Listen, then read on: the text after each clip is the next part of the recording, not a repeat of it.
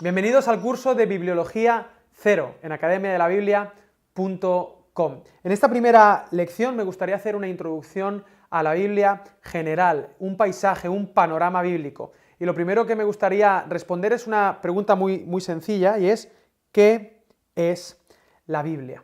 La Biblia no es un libro que ha caído del cielo, sino que es una obra de arte, una obra religiosa, cultural, con un collage de autores, de filosofía, poesía, de historia, y tendríamos que preguntarnos por qué estudiar la Biblia. La Biblia, como conjunto de libros, ha sido la obra de arte más influyente de la historia. Aquí podéis ver a personas o personajes que han sido muy influenciados por la escritura, como Bono de U2, o Miguel de Cervantes, o Miguel Ángel, que ha hecho esta obra de la Capilla Sixtina, y muchísimos otros científicos como Einstein, y en fin, simplemente por esta razón ya sería más que suficiente para estudiarla.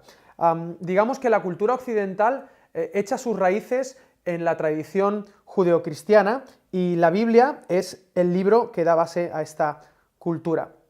En fin, la palabra Biblia, que es lo primero que quiero explicar, viene del griego, como toda palabra importante, y en realidad es la palabra biblos, que más que un libro significa muchos libros, como esta biblioteca que está aquí.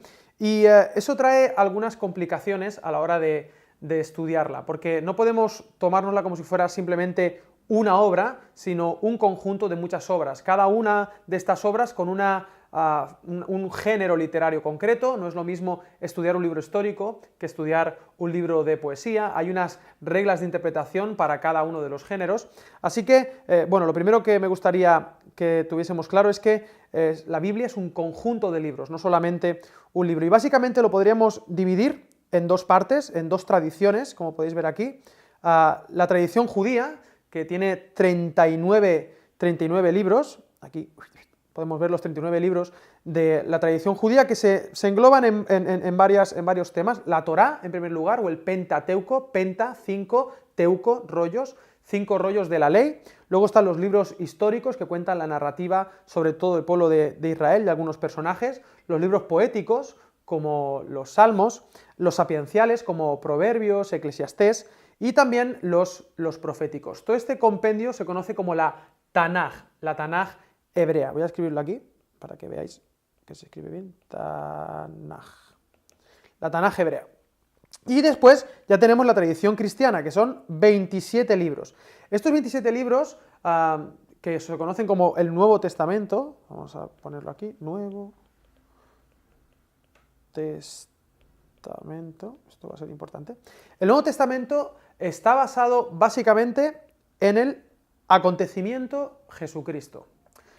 Jesús de Nazaret, ya tendremos tiempo para hablar de él más adelante, pero su vida, su muerte y su resurrección dieron pie al nacimiento de la Iglesia, el movimiento que hasta el día de hoy, pues bueno, yo formo parte de él, es un movimiento de esperanza y que le dice al mundo que Jesús es el Señor, el Hijo de Dios.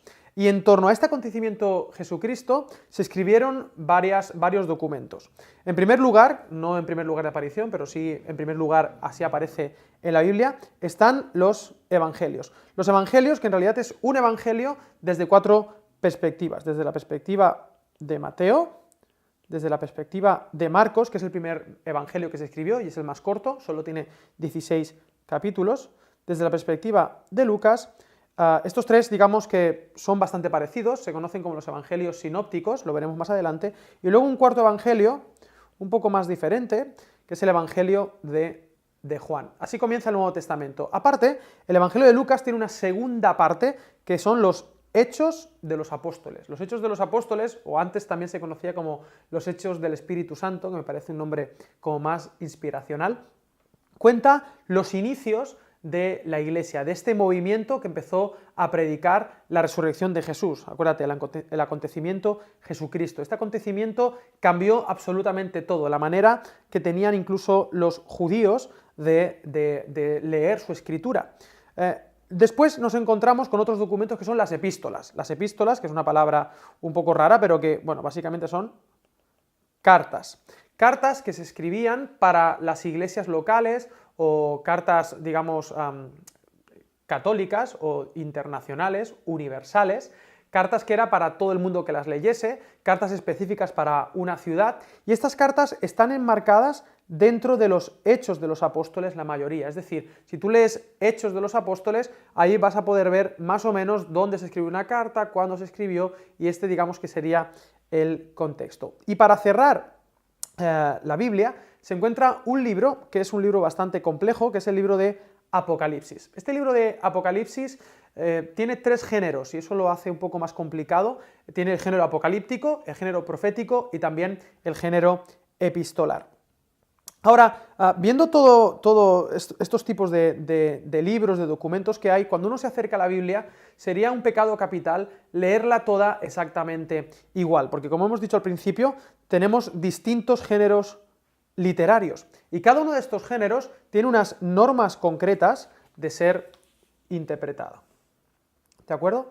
Algo importante que tenemos que entender de la Biblia es que no es un manual de instrucciones solamente.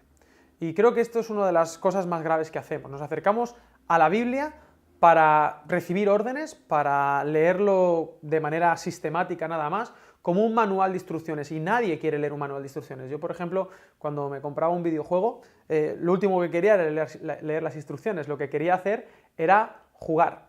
Y bueno, no es solo un manual de instrucciones, hay instrucciones, pero no solamente instrucciones. Así que me gustaría que pudiésemos cambiar esta metáfora de la Biblia y verla como un conjunto de documentos, de obras de arte que nos ayudan y nos acercan a Dios, porque creemos que este libro es tan divino como humano.